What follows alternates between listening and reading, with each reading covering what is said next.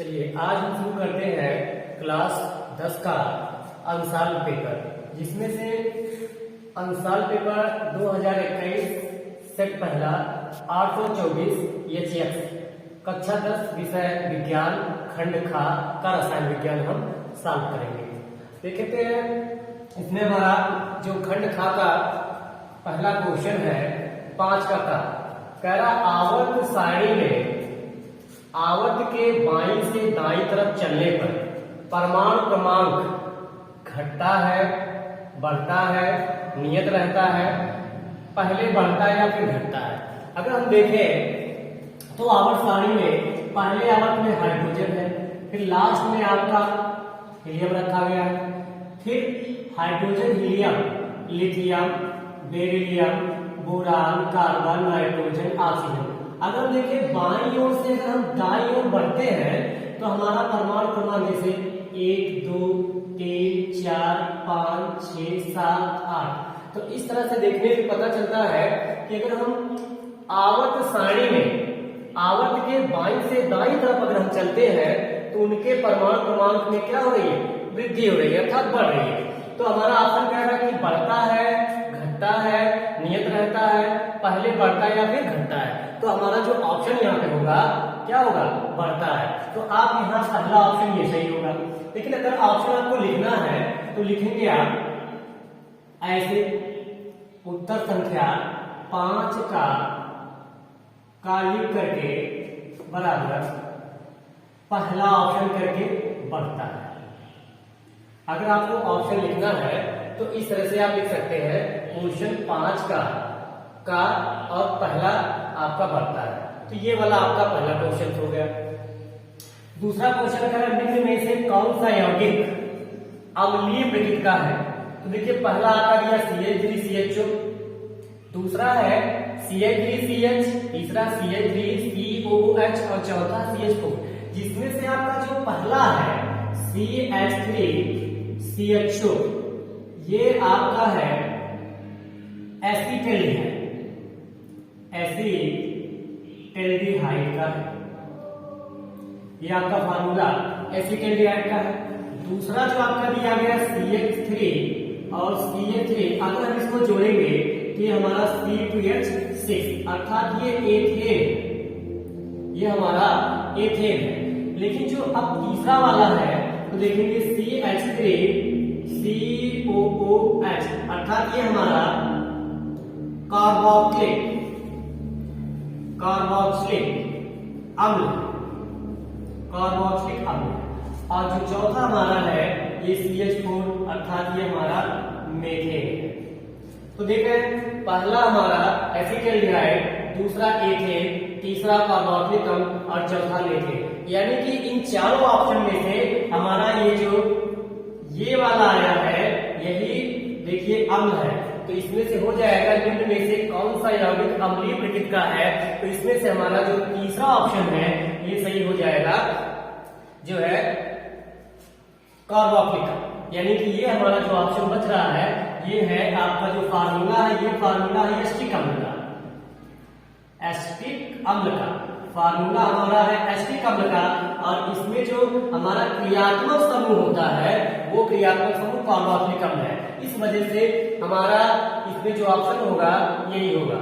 अब देखते हैं जो तीसरा क्वेश्चन है विरंजक चूर्ण का रासायनिक नाम। तो विरंजक चूर्ण का जो रासायनिक यहाँ नाम या सूत्र दिया गया है, तो इसमें से जो पहला ऑप्शन हमारा है Na2CO3.10H2,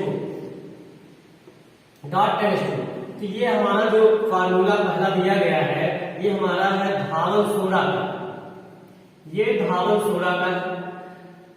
उसके बाद देखते हैं ये जो है हमारा तीसरा NaOH, ये हमारा है कास्टिक सोडा, ये हमारा है कास्टिक सोडा। जो ये जो दिया गया हमारा ये है K2CO3, ये हमारा है पोटेशियम कार्बोनेट, पोटेशियम कार्बोनेट।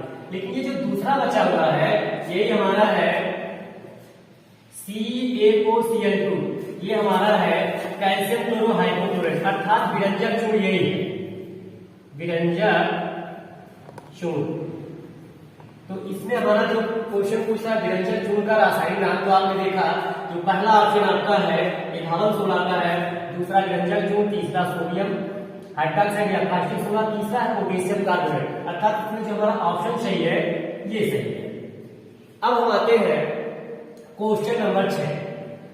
तो क्वेश्चन नंबर 6 करने से पहले आप लोग ये विकल्प जो है नोट कर लेंगे।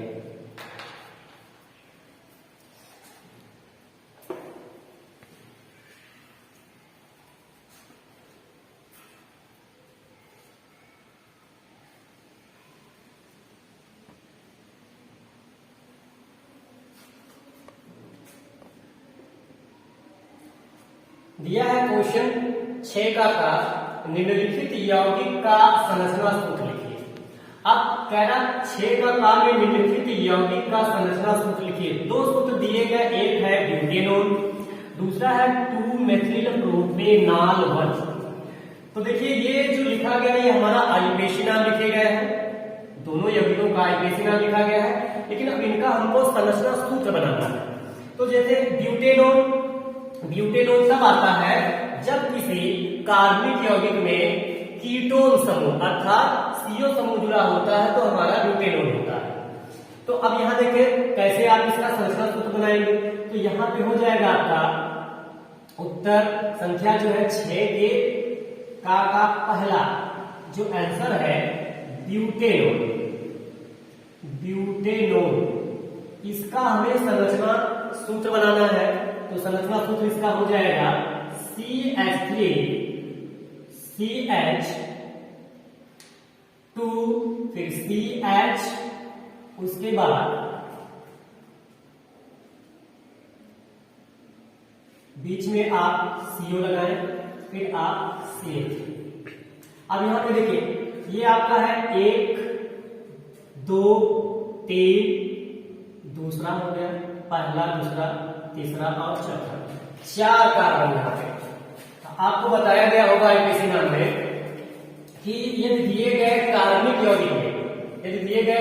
यौगिक में CO समूह अर्थात जिसमें CO समूह उपस्थित है तो वह कीटोन या कीटोनिन कहलाता है।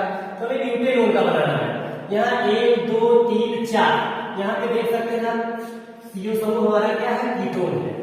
और अगर हम इसका आईयूपीएसी नाम बनाते हैं तो 1 2 3 4 कार्बन की संख्या 4 है। जहां पे जब कार्बन की संख्या 4 आती है तो हमारा संगत एल्केन का नाम ब्यूट या ब्यूटेन होता है और वहां पे हम लास्ट में कोल लगा देते हैं, इसी नाते हमारा हो जाता है ब्यूटेनॉल। अब ये जो ब्यूटेनॉल दिया गया है ये इसका संरचना सूत्र है। आप इस तरह से भी लिख सकते हैं और CH3 CH2 C single bond C single bond CH3 और यहाँ डबल बॉन्ड लगा करके को लगा सकते हैं। तो अगर देखा जाए तो ब्यूटेनॉल का जो संरचना सूत्र है, ब्यूटेनॉल का जो संरचना सूत्र है ये भी है या आप ये भी, दोनों में से कोई भी एक लिख देंगे तो आपका सही माना जाएगा।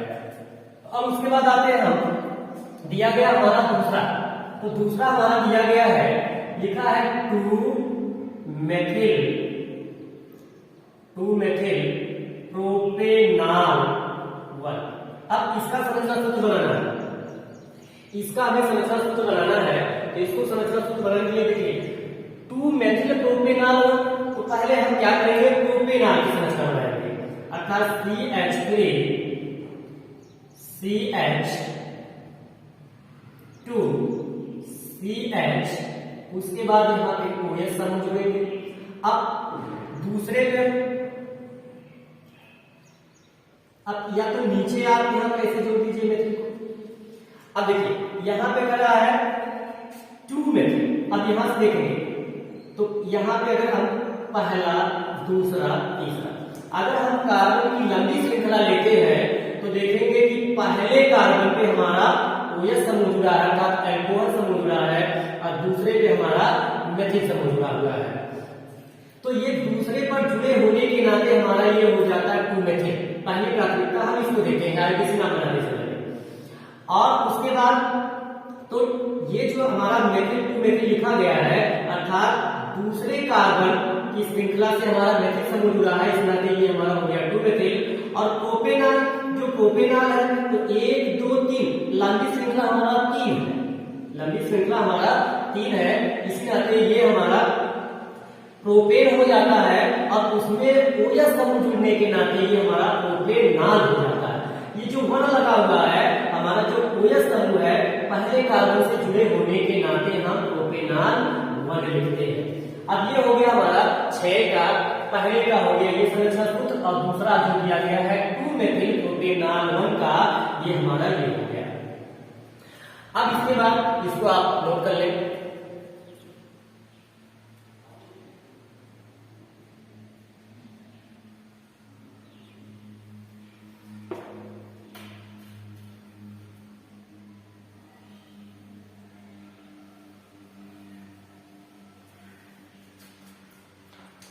अब हम आते हैं क्वेश्चन संख्या 6 के खा पे। क्वेश्चन संख्या देखिए 6 का खा कह रहा आधुनिक आवर्त नियम क्या है, आवर्त सारणी में कुल कितने आवर्त हैं। तो यहां पर देखा जाए तो आप लिखेंगे जो है उत्तर नंबर 6 के का खा। तो 6 का जो खा है इसको लिखने के लिए आप हेडिंग डालेंगे आधुनिक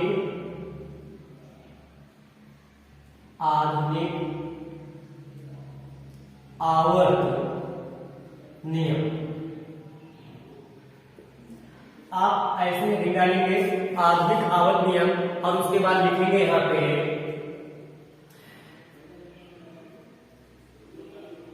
इस नियम के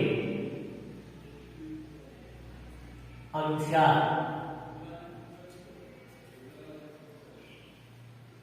तत्वों के भौतिक व रासायनिक गुण परमाणु क्रमांकों के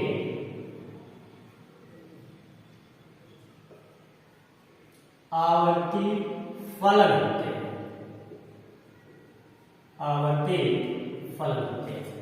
यानी ये जो 6 का खा क्वेश्चन कह रहा है आधुनिक आवर्त नियम क्या है, इसमें 2 क्वेश्चन बने हुए हैं। और ये 2 क्वेश्चन है, एक क्वेश्चन आपका है आधुनिक आवर्त नियम क्या है, तो इसका यहां तक का जो आपका आंसर होगा ये होगा आधुनिक आवर्त नियम। हेडिंग डालेंगे और लिखेंगे इस नियम के अनुसार तत्वों के भौतिक रासायनिक जो गुण होते हैं परमाणु क्रमांकों के आवर्ती फलन होते हैं। ये इसका हुआ। अब कह रहा आवर्त सारणी में कुल कितने आवर्त हैं, तो आवर्त सारणी में जो आधुनिक आवर्त सारणी इसमें जो आवर्तों की संख्या है, आवर्त की जो संख्या है वो है 7। यानी कि पहले इतने तक का क्वेश्चन आंसर ये हो गया और इसका जो है आंसर ये हो गया। उसके बाद देखिए बता रहा है आंसर क्वेश्चन नंबर आपका 6 का कह रहा निम्न में प्रत्येक यौगिक के 2 उपयोग लिखिए, जिसमें से आपका बेकिंग सोडा और सोडियम हाइड्रोक्साइड। तो देखिए जो बेकिंग सोडा दिया गया है लिखेंगे इस तरह उत्तर नंबर 6 का गा। अब यहां हेडिंग डालेंगे 6 का गा का पहला बेकिंग सोडा के उपयोग। तो बेकिंग सोडा के जो उपयोग है दो उपयोग लिखना है, 2 उपयोग इनका लिखना, 2 उपयोग इनका लिखना है। इसमें से बेकिंग सोडा के जो उपयोग है तो बेकिंग सोडा का जो पहला उपयोग होता है तो सबसे पहले तो झागदार पेय पदार्थ बनाने ये हो जाता है। उसके बाद है पेट की अम्लीयता, पेट की अम्लीयता को दूर करने, ये हो गया। यानी ये रहा 2 आपको उपयोग लिखना है। तो बेकिंग सोडा के जो 2 उपयोग हैं पहला है झागदार पेय पदार्थ बनाने में, दूसरा है पेट की अम्लीयता को दूर करने में। वैसे बेकिंग सोडा के और भी उपयोग है, लेकिन यहाँ दो ही उपयोग पूछा तो आपको दो ही लिखना है। नहीं तो अगर देखा जाए तो इसके और भी उपयोग है, जैसे कच्चे दूध में अगर हम बेकिंग सोडा को मिला देते हैं तो दूध काफी देर तक फटता नहीं है। साथ में और भी इसके भी कुछ है, जैसे जो आपके आग बुझाने वाले यंत्र होते हैं उनमें भी इनका उपयोग किया जाता है। फिलहाल आपका दो ही उपयोग लिखना था तो दो हो गया। अब आ गया है सोडियम हाइड्रोक्साइड, इसके उपयोग तो यहाँ पे आपका हो जाएगा, दूसरा वाला आपका है तो यहाँ पे हो जाएगा सोडियम, हेडिंग डालेंगे आप सोडियम हाइड्रोक्साइड, सोडियम हाइड्रोक्साइड के उपयोग। तो सोडियम हाइड्रोक्साइड के उपयोग में पहला दूसरा, तो पहला उपयोग आप ये कर सकते हैं, पहला इसका होता है विरंजक के रूप में, विरंजक के रूप में, और दूसरा होता है साबुन बनाने यहाँ पे, यानी जो सोडियम हाइड्रोक्साइड का कास्टिक सोडा का उपयोग है, पहला है व्यंजक के रूप में, विभिन्न प्रकार के पदार्थों का रंग बनाने में किया जाता है, इसी नाते इसका नाम पड़ा व्यंजक, तो व्यंजक के रूप में ये होता है। और दूसरा जो दिया गया है वो साबुन बनाने में, चाहे आपका जैसे जो अपमार्जक होते हैं या साबुन होते हैं, उन दोनों के बनाने में इनका प्रयोग किया जाता है। अब उसके बाद ये आप नोट कर ले,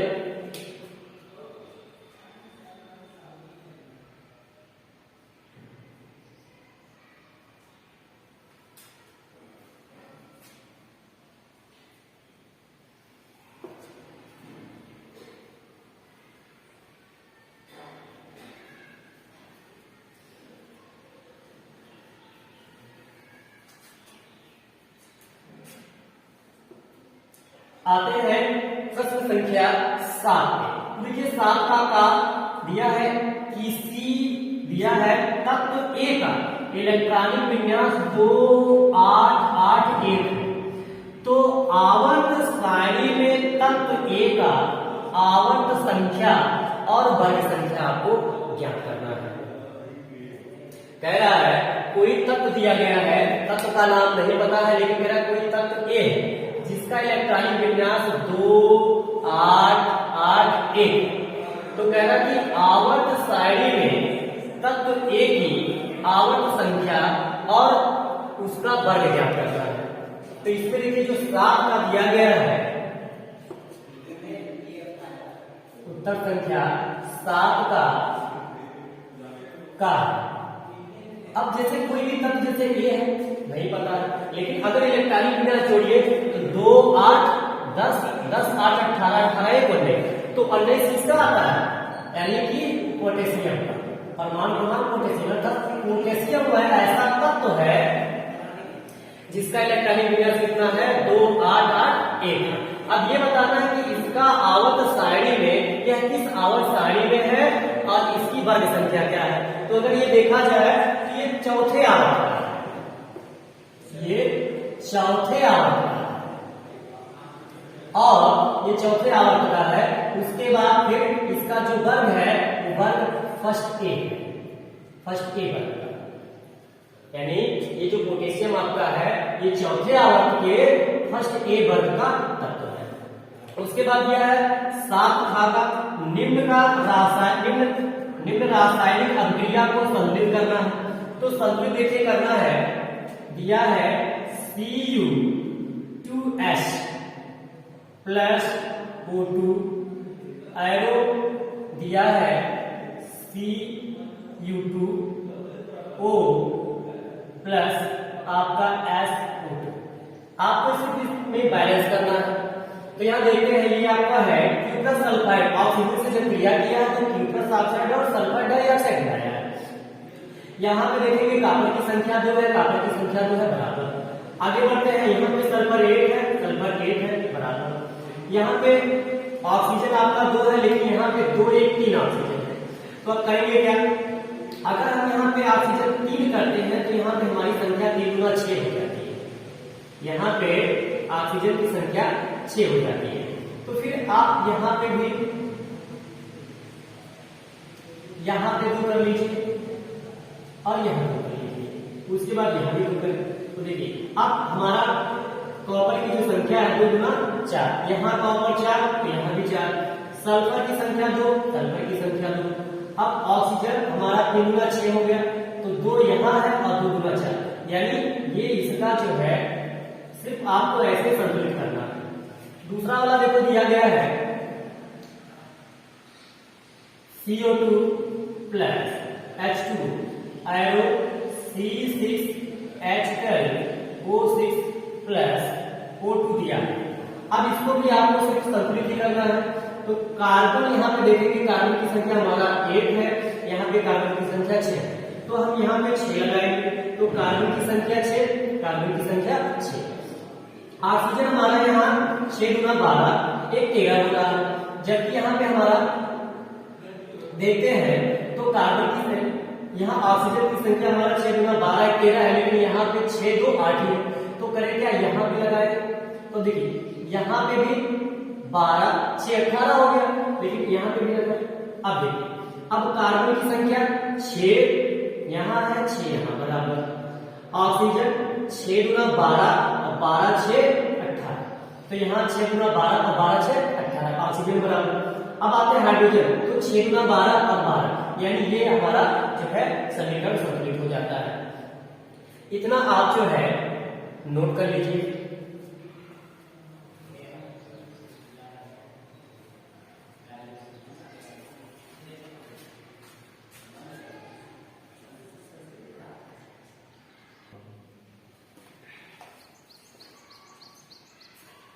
देखिए क्वेश्चन नंबर 8 दिया है, क्या होता है जब केवल अभिक्रिया लिखना है। यहाँ पे 5 समीकरण दिए गए हैं अथवा करके। अब इसमें क्वेश्चन नंबर 8 में या तो आपका ये 5वां आप क्वेश्चन करें समीकरण, अथवा आपका यहाँ पे 4 जो है टिप्पणियां लिखना है। इन दोनों क्वेश्चन में से आपको एक ही करना है। तो देखिए पहला जो दिया गया आपका 8वां का पहला, सोडियम कार्बोनेट एसिटिक अम्ल के साथ क्रिया करता है, यानी क्या होता है जब सोडियम कार्बोनेट एसिटिक अम्ल अर्थात सिरके के साथ क्रिया करता है। तो यहां हम देखेंगे जो हमारा दिया गया है उत्तर नंबर 8 के का पहला दिया सोडियम कार्बोनेट। तो सोडियम कार्बोनेट का सूत्र होता है Na2CO3। इसकी क्रिया कराना है आपका सिरके के साथ। सिरके का सूत्र होता है CH3COOH, यानी सोडियम कार्बोनेट एसिटिक अम्ल के साथ सक्रिय करता है। तो ये हमारा हो गया सोडियम कार्बोनेट और ये हो गया हमारा एसिटिक अम्ल। तब जब ये इसके साथ क्रिया करेगा देखिए क्या बनता है। अब ये जो सोडियम है इस एसिटिक अम्ल के इस हाइड्रोजन को विस्थापित करेगा। तो जब विस्थापित करेगा तो हमारा बनेगा CH3COONA अर्थात सोडियम एसिटेट बनेगा। साथ में आपका कार्बन डाइऑक्साइड बचा हुआ तो कार्बन डाइऑक्साइड भी बन जाएगा। और उसके बाद फिर हमारा ये जो हाइड्रोजन विस्थापित किया है जल भी बनेगा। तो अब इसको हम देखिए जब सोडियम कार्बोनेट क्या होता है, जब सोडियम कार्बोनेट एसिटिक अम्ल के साथ क्रिया करता है तो सोडियम एसिटेट कार्बन डाइऑक्साइड और जल बनता है। तो समीकरण तो बन गया। अब इसको हम बैलेंस कर लेते हैं। यहाँ पे देखेंगे हमारा सोडियम की संख्या कितनी है, तो यहाँ पे हमारा सोडियम की संख्या हमारा जो है 2 दिया गया है, जबकि यहाँ पर 1। तो क्या करते हैं, अब यहाँ पे कार्बन हम देखिए हमारा 1 2 3 है, यहाँ पे 1 2 3 कार्बन बराबर है। ऑक्सीजन 3 2 5 है, यहाँ पे हमारा 2 2 4 1 5, यानी हमारा देख रहे हैं कि सोडियम बराबर नहीं है। तो अब करें क्या, यहाँ पे हम लगाते हैं यहाँ पे। तो अब देखिए अब सोडियम की संख्या देख लेते हैं। तो सोडियम हमारा कितना है, 2 है और सोडियम 2 है। कार्बन 1 2 और 3, यहाँ पे भी लगा दीजिए। सोडियम 2 सोडियम 2, कार्बन 1 2 2 4, यानी 2 यहां से 2 यहां से, 4 1 5 कार्बन, तो 2 2 4 1 5 कार्बन। फिर आते हैं ऑक्सीजन, तो देखते हैं 2 2 4 3 7, तो 2 2 4 4 2 6 1 7 ऑक्सीजन। अब उसके बाद फिर आते हैं हम हाइड्रोजन, तो 3 गुना 6 6 2 8, 3 गुना 6 6 2 8, यानी कि हमारा सोडियम सल्फेट हो जाता है। अब देखिए क्वेश्चन नंबर ये खत्म हो गया। दूसरा दिया है क्या होता है जब सोडियम हाइड्रोक्साइड की क्रिया एसिटिक अम्ल के साथ कराई जाती है। तो दूसरा बात देखेंगे, अगर सोडियम हाइड्रोक्साइड की क्रिया एसिटिक अम्ल के साथ कराना है, तो अब आप यहाँ पे चाहे आप पहले सोडियम हाइड्रोक्साइड को लिख लीजिए या एसिटिक अम्ल को लिख लीजिए। देखिए CH3COH ये एसिटिक अम्ल है, इसकी क्रिया कराना है सोडियम हाइड्रोक्साइड के साथ, यानी इसकी क्रिया इसके साथ कराना है, तो बनेगा आपका CH3COO, ये सोडियम इसको हटाए तो बनेगा सोडियम एसीटेट और जल। यानी जो दूसरा क्वेश्चन हमारा था क्या होता है जब सोडियम हाइड्रोक्साइड एसिटिक अम्ल से क्रिया करता है। तो देखिए एसिटिक अम्ल सोडियम हाइड्रोक्साइड से अरे चाहे ये क्रिया इससे करे चाहे ये क्रिया इससे करे, बनना वही है। तो यहाँ पे देखिए, तो जब ये इससे क्रिया किया या ये इससे क्रिया किया तो हमारा सोडियम एसीटेट और जल बना। उसके बाद देखिए तीसरा जो क्वेश्चन हमारा है क्या होता है जब सोडियम एथिल अल्कोहल के साथ क्रिया करता है। अब देखिए एथिल अल्कोहल का सूत्र होता है C2H5OH, इसकी कराना है हमारे सोडियम धातु के साथ, तो बनेगा आपका C2H5ONA प्लस आपका H2, यानी जो हमारा ये बना है सोडियम एथॉक्साइड बना है, इसको कहते हैं सोडियम एथॉक्साइड। अब समीकरण संतुलित कर लेते हैं, तो यहाँ पे देखेंगे, यहाँ पे हमारा कार्बन की संख्या यहाँ 2 है, यहाँ 2 है बराबर। हाइड्रोजन 5 1 6, तो 5 यहाँ 2 ज्यादा होगा 7 होगा, तो हम यहाँ 2 लगाए। और यहाँ अब देखिए कार्बन हमारा यहाँ 4 2 गुना 4 2 गुना 4, हाइड्रोजन 5 गुना 10 और 10 2 12, तो 5 गुना 10 2 12। अब ऑक्सीजन देखते हैं, यहाँ 2 हमारा है तो यहाँ भी 2 सोडियम 2 सोडियम, ये समीकरण हमारा संतुलित हो जाता है। अगला देखते हैं, दिया है क्या होता है जब एसिटिक अम्ल के साथ एथिल अल्कोहल अभिक्रिया करता है। क्या होता है जब एसिटिक अम्ल के साथ अर्थात सिरके के साथ एथिल अल्कोहल की क्रिया कराना है। तो देखिए जो चौथा हमारा है, तो पहले मिलेंगे एसिटिक अम्ल अर्थात CH3COOH, इसकी क्रिया कराना किसके साथ एथिल अल्कोहल के साथ। तो जब एथिल अल्कोहल के साथ क्रिया कराएंगे तो हमारा बनेगा CH3COO C2H5 प्लस H2, यानी कि जब हम एसिटिक अम्ल की क्रिया एथिल अल्कोहल के साथ कराएंगे तो हमारा बनेगा एथिल एसीटेट और जल बनता है। यह क्रिया आयनीकरण भी कहलाती है। अगला देखेंगे जो पांचवा हमारा है, करा एथिल अल्कोहल शांत सल्फ्यूरिक अम्ल के साथ क्रिया करता है। तो देखिए C2H5OH क्रिया कराना है H2SO4 के साथ, तो ये जब शांत सल्फ्यूरिक अम्ल के साथ क्रिया करेगा, देखिए तो हमारा अगर 140 डिग्री सेल्सियस पर तो हमारा बनेगा C2H5HSO4 प्लस जल, ये बनेगा। अब देखिए ये जो था यहाँ आया, अब इसका एक हाइड्रोजन निकल करके इससे जुड़ करके जल बना लिया, बाकी HSO4 जो बचा वो यहाँ जाकर के बाइसल्फेट बना लिया। अब करते क्या है, इसको उठा लेते हैं C2H5HSO4,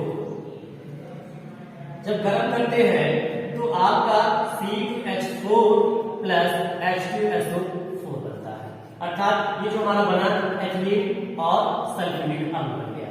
अब एक चीज और यहां देखना है कि अगर हम इसको C2H5H यहां से लिख लीजिए, ये एक ही हो गया, और अगर इसको क्या करें हम, जैसे आपको दिया गया है C2H5, ये एथिल अल्कोहल की क्रिया जब आप सल्फ्यूरिक अम्ल से कराते हैं तो 140 डिग्री सेल्सियस, तो आपका तो एथिल हाइड्रोजन सल्फेट और जल बना।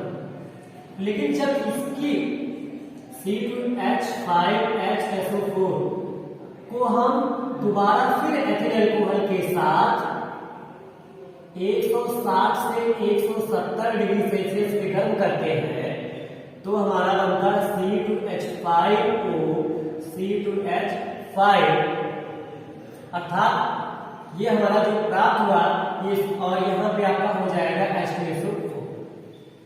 ये हमारा जो प्राप्त हुआ ये होता है डाई एथिल ईथर, और ये हमारा है एथिलेट।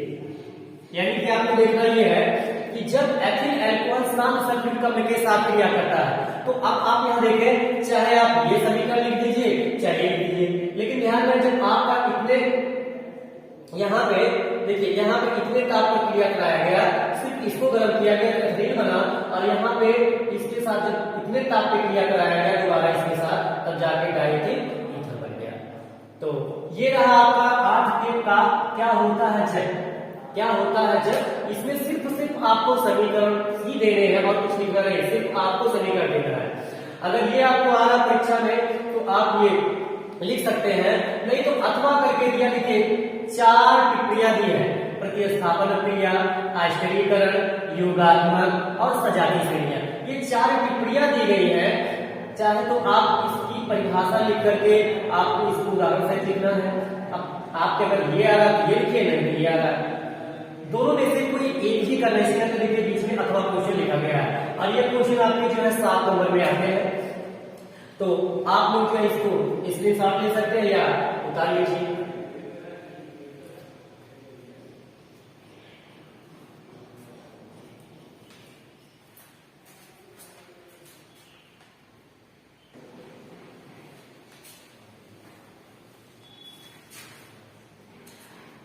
अब आते हैं अथवा क्वेश्चन पे।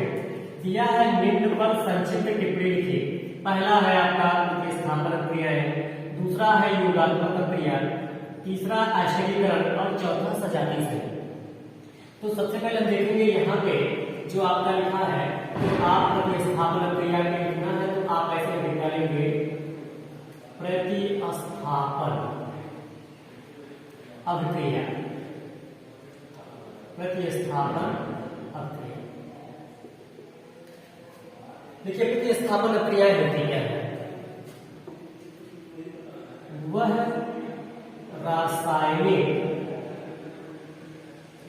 रासायनिक अभिक्रिया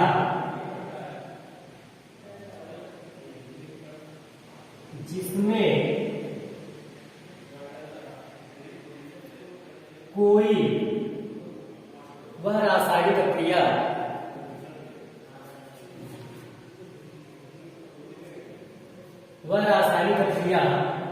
जिसमें कोई अधिक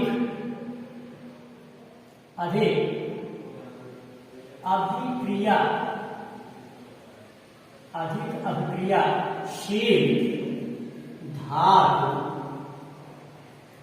किसी कम क्रियाशील धातु के विलयन से विस्थापित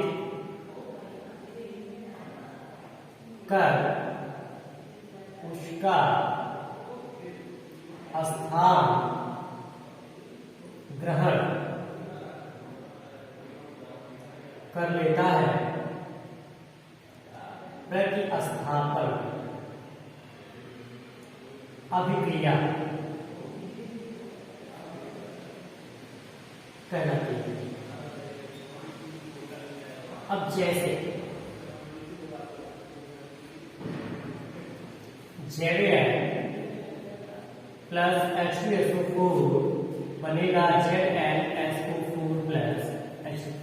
देखिए कह रहा कि प्रतिस्थापन क्रिया क्या है, तो लिख डालेंगे आप प्रतिस्थापन क्रिया। अब प्रतिस्थापन क्रिया होता क्या है, लिखना होता है रासायनिक क्रिया जिसमें कोई अधिक क्रियाशील धातु किसी कम क्रियाशील धातु के विलयन से विस्थापित करके उसका स्थान ग्रहण कर लेता, प्रतिस्थापन क्रिया कहलाता है। तो देखेंगे जो विद्युत रासायनिक श्रेणी है, उस विद्युत रासायनिक श्रेणी में जो जिंक धातु है इसका स्थान हाइड्रोजन से ऊपर स्थित है। तो हाइड्रोजन से ऊपर स्थित होने के नाते ये जो हाइड्रोजन है, ये जो जिंक है, जिंक का जो स्थान है इसके ऊपर है। इस नाते ऊपर होने के नाते जिंक हाइड्रोजन से अधिक क्रियाशील है, और अधिक क्रियाशील धातु ही कम क्रियाशील धातु की विलयन से विस्थापित करेगा। तो अधिक क्रियाशील है, ये कम क्रियाशील है, तो ये जिंक इस विलयन में से हाइड्रोजन को विस्थापित करके इसका स्थान ले लेता है, और यही होता है आपका प्रतिस्थापन क्रिया। तो इसमें आपको इसका परिभाषा लिख करके तब उदाहरण देना है, और ये आपका 2 नंबर के क्वेश्चन है। इतना आपको इसमें इतना पूरा आपको लिखना है। अब देखिए आपका दिया है दूसरा, देखिए दिया है आंसर दूसरा एस्टरीकरण। तो आप लिख डालेंगे एस्टरीकरण, एस्टरीकरण लिखेंगे जब एथिल एल्कोहल, जब एथिल एल्कोहल एसिटिक अम्ल से क्रिया करता है तो एथिल एसीटेट व जल बनाता है। यह अभिक्रिया एसिडीकरण, एसिडीकरण अभिक्रिया कहलाती है। जैसे जैसे C2H5OH प्लस CH3COOH बनेगा आपका CH3COOC2H5 प्लस H2। देखिए आयनीकरण में आपको करना क्या है, हेडिंग डालना है आयनीकरण।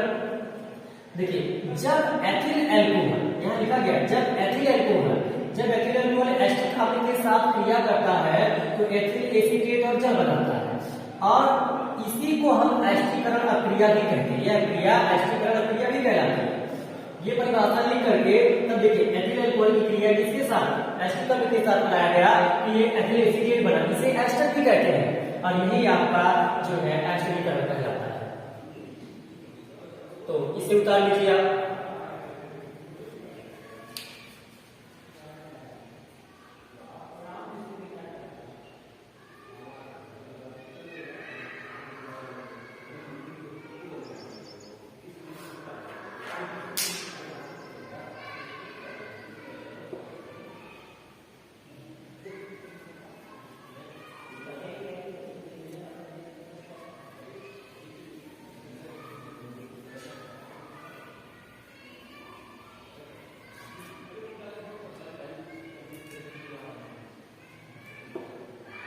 अब देखते हैं जो तीसरा हमारा दिया गया है योगात्मक, योगात्मक क्रिया। अब योगात्मक क्रिया में आप लिखेंगे वह रासायनिक अभिक्रिया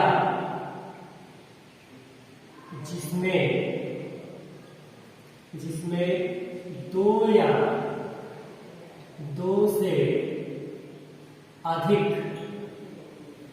वह रासायनिक क्रिया जिसमें दो या दो से अधिक पदार्थ आपस में मिलकर कोई एकल पदार्थ बनाते हैं, योगात्मक अभिक्रिया कहलाते हैं।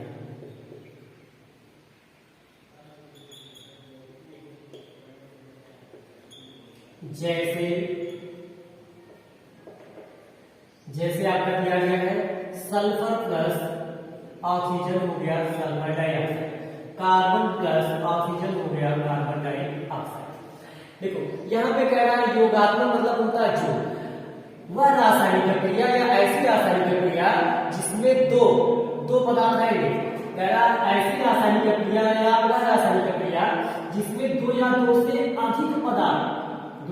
अधिक पदार्थ आपस में मिल करके जब कोई एकल अर्थात एक पदार्थ बनता है उसे हम योगात्मक प्रक्रिया कहते हैं। देखिए ये एक है ये, तो ये इसमें देखिए दो पदार्थ मिलकर एक नया पदार्थ बनाया सल्फर डाइऑक्साइड, और ये जो सल्फर डाइऑक्साइड है ये एक पदार्थ है। ऐसे देखिए कार्बन और ऑक्सीजन दो पदार्थ मिलकर के आपका कार्बन डाइऑक्साइड बना है, और यही एक एकल पदार्थ है। अब देखिए जो दिया गया आपका योगात्मक प्रक्रिया जो दिया गया है, योगात्मक प्रक्रिया को हम इसको संकलन क्रिया या संयोजन अभिक्रिया भी कहा जाता है। इसे जो है संकलन क्रिया या संयोजन क्रिया भी कहा जाता है। अब देखिए जो आपका दिया सजातीय श्रेणी, तो सजातीय श्रेणियों में जो आपका दिया गया है कार्बनिक यौगिकों के बीच में जो CH2 का अंतर होता है वो सजातीय श्रेणियां कहलाती है। इन सजातीय श्रेणियों में आपका एल्केन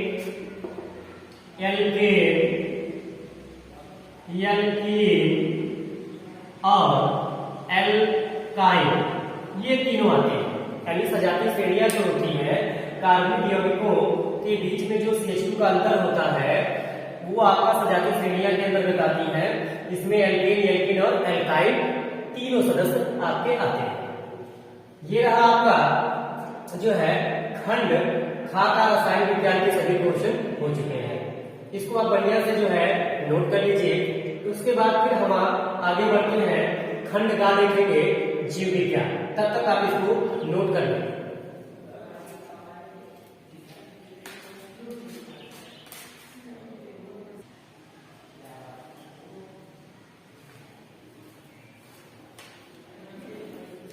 अब आते हैं हम खंडगा पे जीव विज्ञान। तो खंडगा जीव विज्ञान के क्वेश्चन को हम देखेंगे। इसमें से 9 का पहला क्वेश्चन है जल में घुलनशील विटामिन। तो 4 ऑप्शन दिए गए हैं, vitamin D, vitamin C, vitamin A और विटामिन के। तो इसको करने से पहले हम देखेंगे विटामिन कितने प्रकार के होते हैं। तो देखेंगे विटामिन 2 प्रकार का होता है। एक होता है जल में घुलनशील,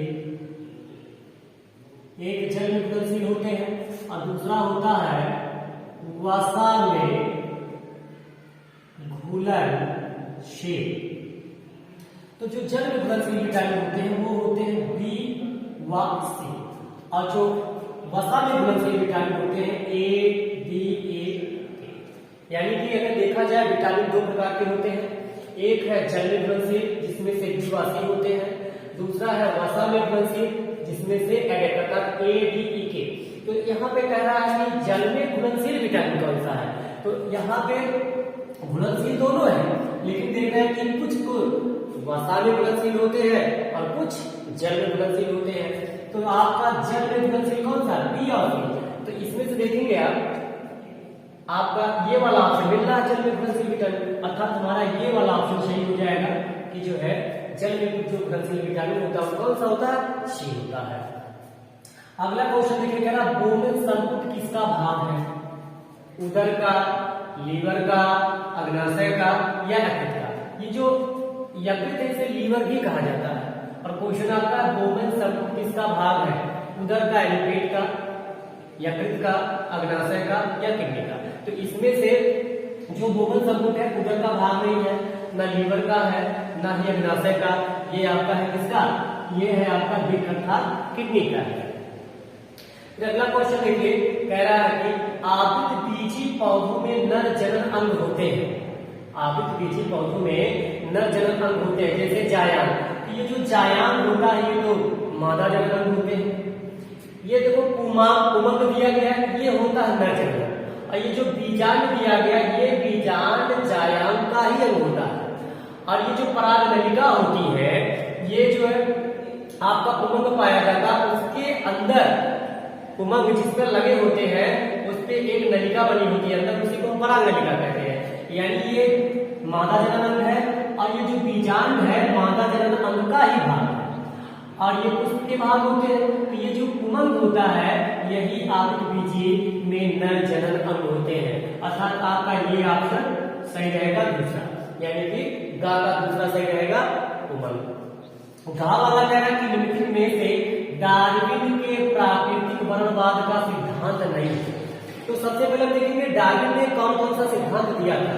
तो जो डार्विन ने दिया था, डार्विन का सिद्धांत था पहला, जीवों में संतान उत्पत्ति की अपार क्षमता। दूसरा इन्होंने दिया था जीवन संघर्ष। तीसरा इन्होंने दिया था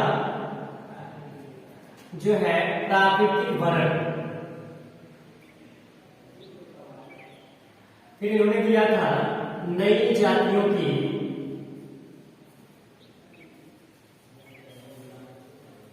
उद्भव या उत्पत्ति। फिर इनका था जो अगला योग्यता की उत्तरजीविता। ये जो है डार्विन के कुछ सिद्धांत थे, जैसे जीव में संतान उत्पत्ति के अपार क्षमता, जीवन संघर्ष, प्राकृतिक वर्ण, नई जातियों की उत्पत्ति। उसके बाद है योग्यता की उत्तरजीविता। एक और इनका था अनुकूलन यौन विभिन्नताएं। ये डार्विनवाद की जो है सिद्धांत थे। तो लेकिन क्वेश्चन कह रहा है कि निम्नलिखित में से डार्विन के प्राकृतिक वर्ण का सिद्धांत नहीं है, जिसमें से आप ये देख सकते हैं कि जीवन संघर्ष है इनका, ये डार्विन का ही है। योग्यता की उत्तरजीविता ये भी आपका यहाँ मिल जाएगा, डार्विन का ही है। आप देख रहे हैं कि नई जातियों की उत्पत्ति, तो नई जातियों की उत्पत्ति भी आपका डार्विन का है।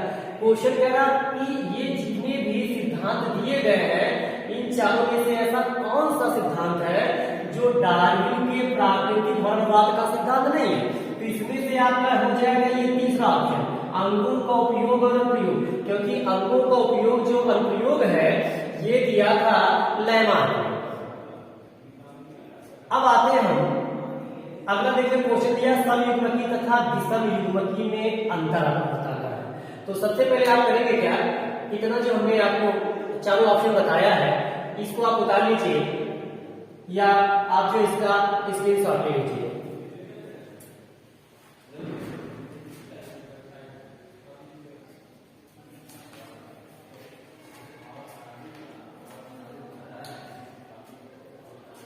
देखिए क्वेश्चन आपका 10 का क्या कह रहा है, समयुग्मकी तथा विषम युग्मकी में अंतर बताइए। हम आपको बार बार बताते थे पढ़ाते समय कि जीव विज्ञान में जो अंतर वाले क्वेश्चन है दो एक क्वेश्चन जरूर आते हैं। तो देखिए इसमें दिया है समयुग्मकी तथा विषम युग्मकी में अंतर बताइए। अंतर आसान भी होता है, एक तरफ का आपको अगर याद हो गया तो दूसरी तरफ अपने आप याद हो जाएगा। देखिए यहाँ पे आपका दिया है 10, उत्तर नंबर 10 का का तो दिया है समयुग्मकी यहाँ है और विषम युग्मकी हमने यहाँ लिखा है। तो समयुग्मकी में जो पहला केवल एक ही प्रकार के युग्मक होते हैं, जो समयुग्मकी होते हैं इसमें सिर्फ केवल एक ही युग्मक होते हैं। युग्मक आपको पता है 2 युग्मक होते हैं, एक नर एक मादा, जिसमें से पहला है केवल एक ही प्रकार के युग्मक होते हैं और इसमें होता है कि 2 अलग अलग प्रकार के युग्मक होते हैं। यानी कि समयुग्मकी में केवल एक प्रकार के युग्मक होते हैं और विषम युग्मकी में अलग अलग प्रकार के युग्मक होते हैं। समयुग्मकी में जो लक्षण होते हैं वो शुद्ध लक्षण होते हैं और जो विषम युग्मकी में लक्षण होते हैं वो संकर लक्षण होते हैं। उसके बाद समयुग्मकी में एक जीन में दोनों एलील समान होते हैं, जबकि आपका विषम युग्मकी में एक जीन में दोनों जो एलील होते हैं वो अलग अलग होते हैं। उसके बाद देखो 10 का आपका कह रहा है खावा, नर तथा मादा में गुणसूत्रों की संख्या बताना और उसके प्रकार। तो हमने बताया था चाहे नर हो या मादा हो, मानव में जो नर या मादा होते हैं दोनों में क्रोमोसोम अर्थात गुणसूत्र की संख्या कितनी होती है? 46 होती है। तो यहाँ पे देखिए लिखा गया है नर में क्रोमोसोम की संख्या 46 और मादा में भी क्रोमोसोम की संख्या 46। पूछा क्या? नर तथा मादा में गुणसूत्रों की संख्या। तो गुणसूत्रों की संख्या 46 है और जोड़े में बनाएंगे तो आपका देखिए 23वीं जोड़ी। तो चाहे नर हो या मादा हो, दोनों में क्रोमोसोम की संख्या 46 होती है और अगर जोड़े में देखेंगे तो 23 जुड़ा होता है। लेकिन और पूछा कि उसके प्रकार बताना है, तो हमें बताया था जो स्त्री होते हैं, स्त्री को XX से और पुरुषों को XY से प्रदर्शित किया जाता है। देखिए पुरुष में आपका 44, 45, 46 अर्थात ये XY, स्त्री में देखिए मादा में 44, 45, 46 अर्थात XX, ये इसका प्रकार। तो ये हो गया आपका जो है नर और मादा में गुणसूत्रों की संख्या 46, अगर जोड़े में देखेंगे तो 23 जुड़ा और प्रकार अगर देखेंगे तो XY प्रकार आपका नर में होता है और XX प्रकार जो है मादा में होता है। अगला क्वेश्चन देखिए कह रहा है मेंडल ने मटर के पौधे पर अपने प्रयोग के दौरान 7 जोड़ी विपर्यासी लक्षणों को चुना। तो कह रहा इसमें तने की लंबाई और फली के रूप का प्रभावी और अप्रभावी लक्षण बताना है। इसमें करना क्या है? इसमें आपको तने की जो लंबाई है इसका प्रभावी और अप्रभावी लक्षण बताना है और उसके बाद जो फल जो प्राप्त हुआ है उसमें प्रभावी और अप्रभावी लक्षण बताना है। तो इसमें जो तने की लंबाई का प्रभावी लक्षण था वो लंबा था और तने की जो लंबाई का अप्रभावी लक्षण था वो बौना था। उसी प्रकार आपका फल जो फल के रूप में था उसका प्रभावी लक्षण चट्टा था और जो उसका अप्रभावी लक्षण फली के रूप में जो अप्रभावी लक्षण था वो सिकड़ा हुआ था। तो ये रहे आपके जो है क्वेश्चन नंबर 10 के काम का ये है आंसर अपना समयुग्मी तथा विषमयुग्मी में ये अंतर।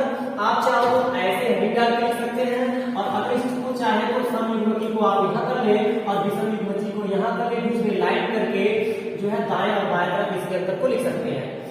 तो दो तरह से इसके अंतर को लिखा जा सकता है, या तो ऐसे हेडिंग डाल के पहले इसको लिखे फिर इसको लिखे, और नहीं तो पहले आप समयुग्मी को इधर कर लीजिए, विषम को इधर कर लीजिए, उसके बाद बीच में लाइन पार के सामने लिखिए। और 10 के खा का जो नर और मादा का आंसर आपका ये हो गया और बाकी गा का जो दिया है तने की लंबाई और फली का दोनों का प्रभावी और अप्रभावी लक्षण यहाँ पे दिखाया गया है। प्रभावी लक्षण हमने बताया है कि जो लंबे लक्षण वाले होते हैं वो प्रभावी लक्षण दिखाते हैं जिन्हें हम प्रभाविता का नियम भी कहा गया है। जिसमें अप्रभावी जो लक्षण होते हैं वो बौने लक्षण को दिखाता है। जिस तरह देखिए बौना लक्षण। तो यहाँ पे आप क्या करें, इसको जो है क्वेश्चन को उतार लीजिए, 2 मिनट का टाइम दिए।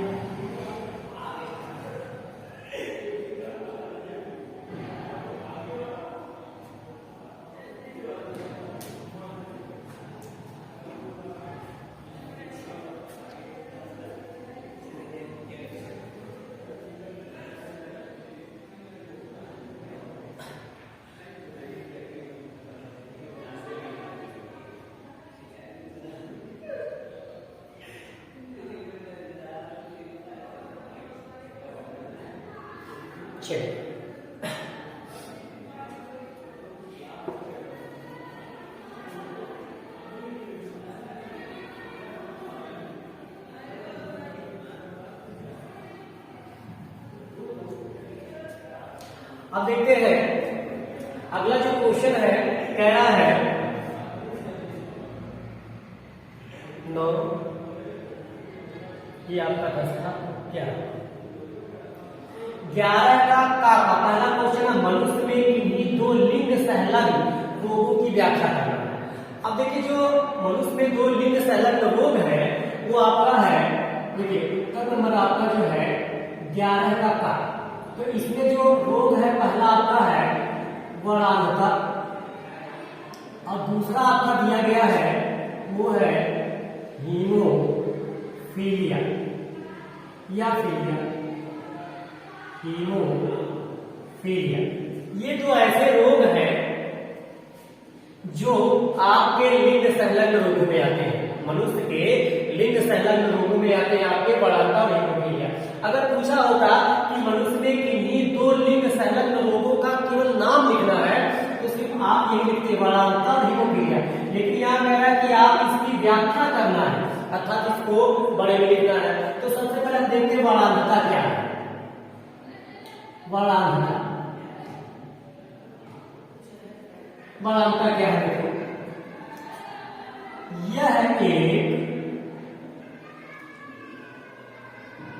यह एक आनुवांशिक रोग है जिसमें व्यक्ति को लाल व हरे रंग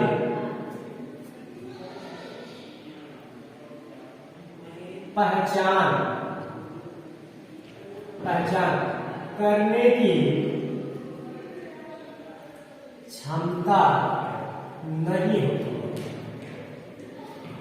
क्षमता नहीं होती है।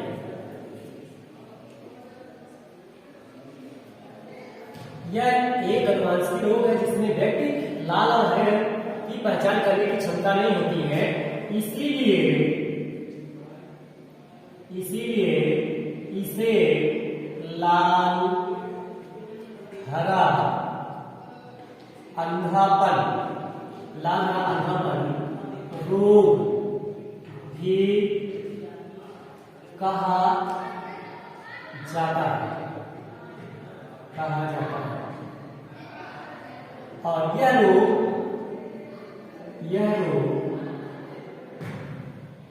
पीढ़ी दर पीढ़ी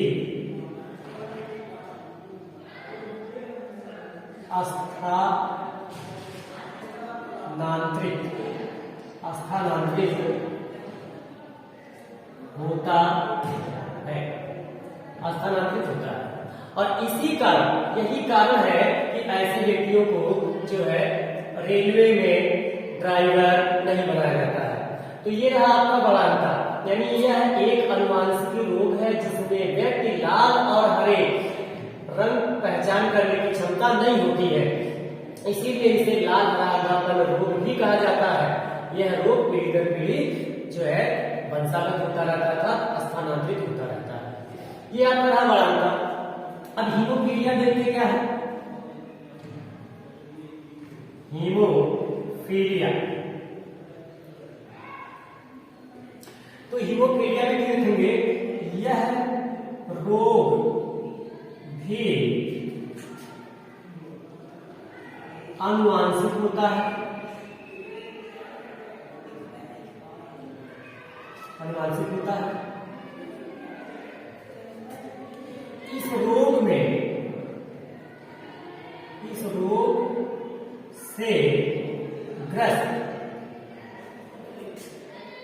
इस रोग से ग्रस्त व्यक्ति के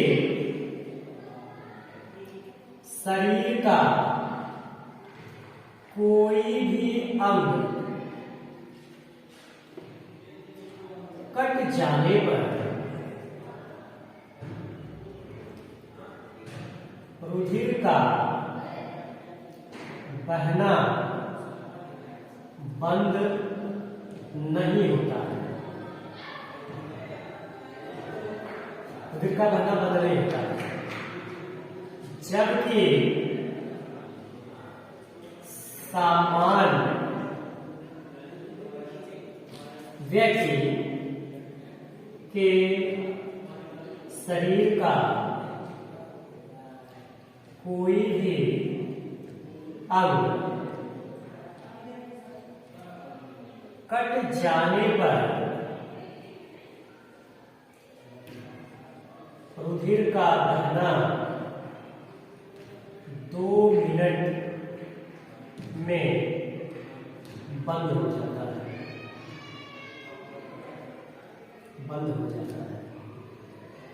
यह रोग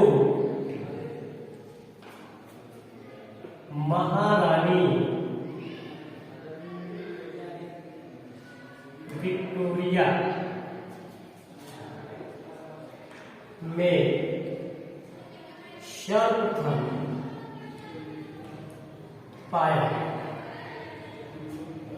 देखिए हीमोफीलिया क्या है, यह रोग भी एक आनुवंशिक बीमारी होती है। इस रोग से ग्रस्त व्यक्ति के शरीर का अगर कोई भी अंग कट जाता है तो खून तथा रुधिर का बहना बंद नहीं होता, यानी आधे घंटे से लेकर के 24 घंटे तक लगातार बहता रहता है। जबकि कोई सामान्य व्यक्ति है, अगर उसके शरीर का कोई भी अंग कट जाता है तो जो रुधिर का बहना है बस मात्र 2 मिनट में बंद हो जाता है। और यह जो रोग है यह महारानी विक्टोरिया में सर्वप्रथम पाया गया। तो ये आपके हो गए जो है क्वेश्चन नंबर 11 का कापानांतर हीमोफीलिया, इसको आप जो है नोट कर ले।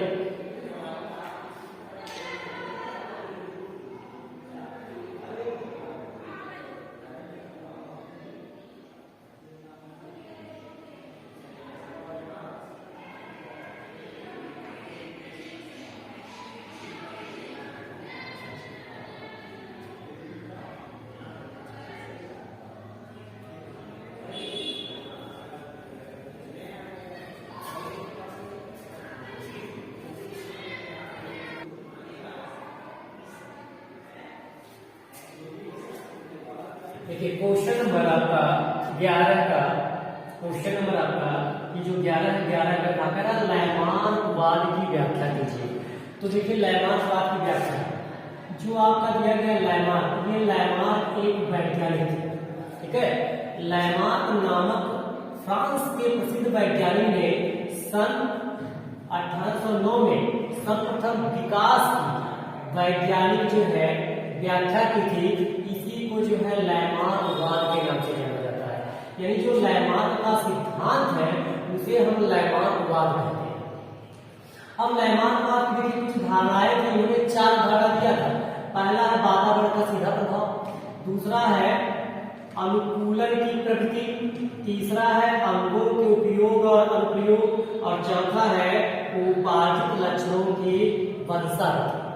तो जो वातावरण का सीधा प्रभाव है, इनका मानना था कि सभी जीवों पर वातावरण का सीधा प्रभाव पड़ता है, और यह जो प्रभाव होता है उसकी रचना और स्वभाव में बदलाव लाता था, उसको बदल देता है। दूसरा जो इनकी धारणा थी अनुकूलन की प्रवृत्ति या क्षमता, इनका मानना था कि जितने भी जीवधारी हैं सभी अपने आप को वातावरण में अनुकूल बनाने की क्षमता भी रखते हैं। और तीसरा इनका जो धारणा था अंगों का उपयोग और उपयोग, इनका मानना था किसी वातावरण में कोई भी जीव है जो किसी भी वातावरण में अंगों का अपना जो अधिक से अधिक प्रयोग करेगा या जिन अंगों का उपयोग बहुत ज्यादा होगा वह अधिक सक्रिय रहेंगे, और जिन अंगों का उपयोग नहीं होगा धीरे धीरे वह क्या होंगे, लुप्त हो जाएंगे। और कभी कभी ऐसा होगा कि ये लुप्त अंग अवशेष के रूप में भी देखे जा सकते हैं। उपार्जित लक्षणों की वंशावली, इनका मानना था कि वातावरण के प्रभाव से जो अंगों का उपयोग या अनुप्रयोग होता है वह लक्षण उनकी संतानों में भी क्या होते हैं, पीढ़ी दर पीढ़ी जाते रहते हैं। और इनका यही मानना था कि अगर यही अंगों का जो उपयोग है या अनुप्रयोग है, अगर इन संतानों में भी अगर ऐसा होता रहा तो ये परिवर्तन बहुत प्रभावशाली हो जाते हैं और अंत में जाकर के एक नई जाति का धारण कर लेते हैं। ये रहा इनका जो है धारणा। लैमार्क ने जो है 2 उदाहरण भी दिया था, इनका उदाहरण बहुत प्रसिद्ध है। पहला उदाहरण इनका है जिराफ का और दूसरा दिया है सांप का। तो जिराफ का देखिए, अगर देखा जाए जो जिराफ है पहले छोटी गर्दन और छोटी टांग वाले पाए जाते थे, लेकिन आज अगर हम देखें तो अफ्रीका के घने जंगलों में जिराफ की गर्दन, लंबी गर्दन और लंबी टांग वाले पाए जाते हैं। लेकिन लैमार्क के अनुसार मानना है कि एक बार जब जलवायु शुष्क हुई तो भूमि का जो घास फूस है वो नष्ट हो गया। अब ये जो जिराफ थे पहले छोटी गर्दन और छोटी टांग वाले थे, अब इनको करना क्या पड़ा। अब जैसे मान लिया जाए यहाँ पे पेड़ पौधे हैं, उनकी पत्तियां ऊंची है, जिराफ का गर्दन छोटा है, टांग भी छोटा है, तो वह उस पत्ती को पाया करे। इस नाते ये अपनी जो टांग है इसको गर्दन को उठा करके खाना शुरू किया। तो धीरे धीरे उनकी गर्दन और टांग में खिंचाव आता गया और धीरे धीरे यह लक्षण उनकी संतानों में भी बनता हुआ, इनका ऐसा मानना था। और उसके बाद इन्होंने बताया कि आज जो भी जिराफ पाए जाते हैं ये उनके पूर्वजों की जो है जो भोजन करने की प्रक्रिया थी उसी के अनुसार ऐसे मानी जाती है, जिससे उनकी गर्दन और अगली टांग में खिंचाव आया और उनकी गर्दन और अगली टांग लंबी हो गई और वही लक्षण उनकी संतानों में भी चल गया। उसके बाद देखिए सांप का दिया गया, इन्होंने अंगों का उपयोग और अनुप्रयोग का उदाहरण सांपों को दिया। इनका मानना था, इसका लैमार्क का मानना था कि ये जो सांप होते हैं इनमें क्या पाए जाते थे, पहले पैर पाए जाते थे। वह पैर बिलों में घुसने, झाड़ियों में चलने के नाते इन्हें बड़ी कठिनाई होती थी, जो कि धीरे धीरे ये जो है इनका पैर विलुप्त हो गया, क्योंकि ये पैरों का प्रयोग बहुत कम करते थे। तो ये इनका जो है हो गया जो है लयमार्कवाद की व्याख्या। तो ये 11 का खा में जो लयमार्कवाद की व्याख्या दिया गया है, ये इतना क्वेश्चन है, इसका आप जो है स्क्रीनशॉट ले लीजिए या जो है आप इसको उतार लीजिए। उसके बाद देखिए दिया है 11 का ये जो खा है, या तो आप ये क्वेश्चन लिखिए या तो अथवा करके दिया जिसके पर टिप्पणी लिखना है। तो जो टिप्पणी लिखना है दिया है लीवर के कार्य में है आपको। उसके बाद दिया वसा में घुलनशील विटामिन। तो पहले आप इसको उतार लीजिए, उसके बाद फिर हम ये क्वेश्चन आपको करवा देंगे।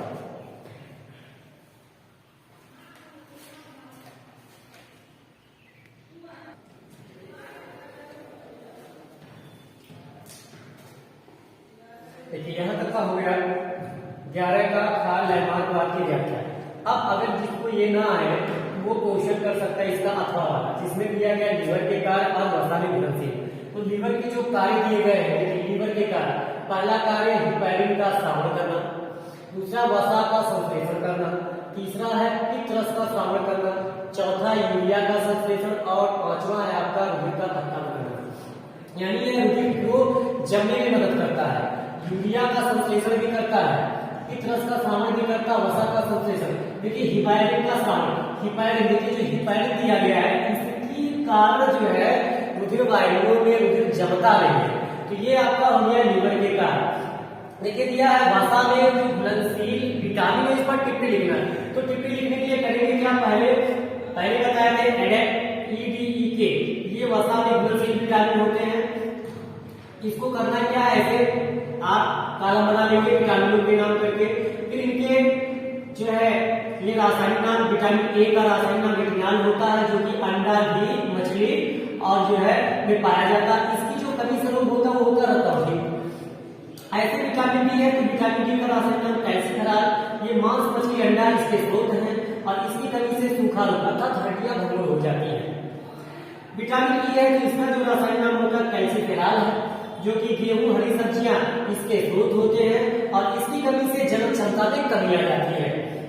विटामिन के इसका रासायनिक नाम फिनोक्विनोन होता है, जो कि सोयाबीन, अंडे, टमाटर, हरी सब्जियों ये है इसके मुख्य स्रोत है। इसकी अगर कमी हो जाती है तो रुधिर स्राव हो जाता है, हेमरेज हो जाते हैं। ये इतना इस पर टिप्पणी बनता है। अब देखिए कभी कभी ऐसा होता है कि इसके रासायनिक नाम आपको नहीं पता है, तो आप जो है इसको इस तरह से याद कर सकते हैं,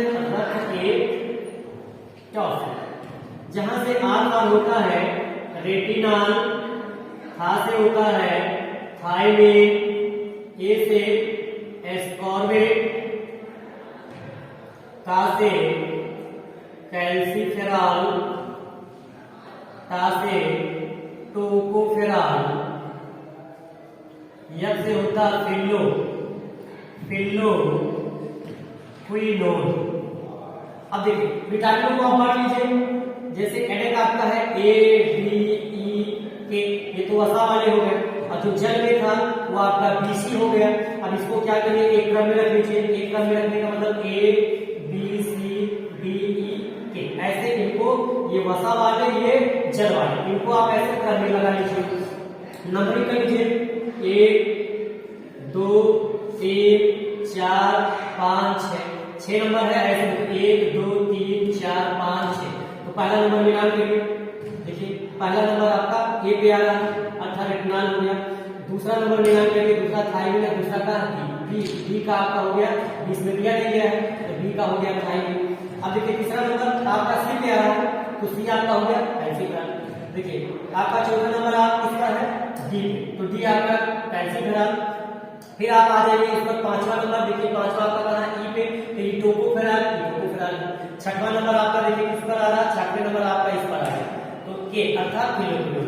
अगर भूल जाए तो ये जो है ट्रिक याद करके आप जो है विटामिनों का नाम लिख करके उसको सेट करके आप जो है याद कर सकते हैं।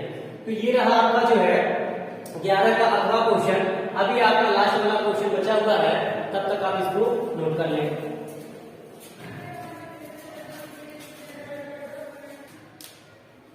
देखिए अब है 12वां क्वेश्चन, अग्नाशय द्वारा स्रावित होने वाले विकरों के कार्य और मधुमेह बीमारी पर एक टिप्पणी। देखिए जो विकर दिया गया है, विकर मतलब होता है एंजाइम, विकर मतलब होता है एंजाइम, ठीक है। तो अग्नाशय द्वारा जो स्रावित होने वाले एंजाइम है वो देखिए ये 3 एंजाइम है। इसको आप साइड में AMP भी लिख सकते हैं। A से एमाइलेज, L से लाइपेज और T से ट्रिप्सिन होता है, ये 3 एंजाइम है। अब ये एमाइलेज होता है, ये कार्बोहाइड्रेट का पाचन करता है, जैसे हम लोग कार्बोहाइड्रेट वाली चीज जो चीजें खाते हैं उसका पाचन करता है। और जो लाइपेज है ये वसाओं का पाचन करता है, फैट का पाचन करता है। और जो ट्रिप्सिन होता है वो हमारा जो प्रोटीन का पाचन करता है। ये हो गया हमारा स्रावित होने वाले एंजाइम के नाम और एंजाइमों के कार्य। तो एंजाइम हमारा एमाइलेज, लाइपेज और ट्रिप्सिन है और इनके कार्य है ये। उसके बाद दिया मधुमेह बीमारी पर एक टिप्पणी। तो आपको देखो मधुमेह का जो दूसरा नाम होता है इसे हम शुगर या डायबिटीज भी कहते हैं। हमने बताया था यदि अग्नाशय ग्रंथि में इंसुलिन नामक हार्मोन, किसका? इंसुलिन नामक हार्मोन का स्राव कहां पे? अग्नाशय ग्रंथि में। अग्नाशय ग्रंथि बताया गया था यदि अग्नाशय ग्रंथि में इंसुलिन नामक हार्मोन का स्राव कम होता है तो ब्लड में इसकी मात्रा ग्लूकोज की मात्रा बढ़ जाती है और यही ग्लूकोज यूरिन के साथ बाहर आता है। इस दशा को हम मधुमेह, शुगर या डायबिटीज कहते हैं। बस इतना आपका हो जाएगा इस पर टिप्पणी। उसके बाद देखो अगर ये ना कर पाओ तो देखिए दिया अथवा क्वेश्चन, श्वासोच्छ्वास तथा श्वसन में अंतर। ये इतना एक क्वेश्चन है जिसमें से दिया देखिए श्वासोच्छ्वास यहाँ कर लीजिएगा और एक तरफ आप कर लीजिएगा श्वसन। तो जो श्वासोच्छ्वास की प्रक्रिया होती है कोशिका के बाहर होती है और इसका सेम उल्टा यहाँ लिखेंगे और यह क्रिया कोशिकाओं के अंदर होती है। ये क्रिया कहाँ होती है? अंदर होती है। अब देखिए जो श्वासोच्छ्वास है इसमें कोई ऊर्जा उत्पन्न नहीं होती है, जबकि श्वसन में आपका क्या होता है? यहाँ पे ऊर्जा उत्पन्न होती है। साथ में जो श्वासोच्छ है एक भौतिक क्रिया होता है, जबकि श्वसन एक आपका जो है रासायनिक क्रिया होती है। यह कैसी क्रिया होती है? रासायनिक क्रिया होती है। उसके बाद फिर एक क्वेश्चन और दिया निःश्वसन और निःश्वसन में। तो देखिए जो निःश्वसन यहाँ है और निःश्वसन, तो जो निःश्वसन होता है इसमें बाहर से ऑक्सीजन आ करके कहा फेफड़ों में भरता है, फेफड़ों तक पहुंचती है। जबकि निःश्वसन आपका है इसमें जो ऑक्सीजन रहता है CO2 के रूप में बाहर निकल जाता है। और निःश्वसन में जो हमारी पसलियां होती है, जब ऑक्सीजन अंदर जाता है तो पसलियों में संकुचन होता है। और निःश्वसन में फिर क्या होता है? जब से ही ऑक्सीजन निकलता है, CO2 निकलता है, वैसे ही पसलियां अपनी सामान्य स्थिति पर आ जाती है। यही आपका जो है इन दोनों के क्वेश्चन के आंसर है। आप इसको जो है इतने में आपको लिखना है। अब जो अंतर है, अंतर एक तरफ आपको पता है कि एक तरफ श्वासोच्छ्वास कर लीजिएगा, दूसरी तरफ श्वसन, या आप तो चाहो पहले श्वसन को लिख लीजिए फिर श्वासोच्छ्वास को, या पहले इसको लिखिए फिर इसको लिखिए। ये आपका हो गया पूरा जो है विज्ञान में जो है खंड का खा और गा का, जिसमें से रसायन और जीव विज्ञान के सारे क्वेश्चन हो चुके हैं। इसको आप जो है आप उतार लीजिए। फिर अगले वीडियो में हम मिलेंगे सेट दूसरे में।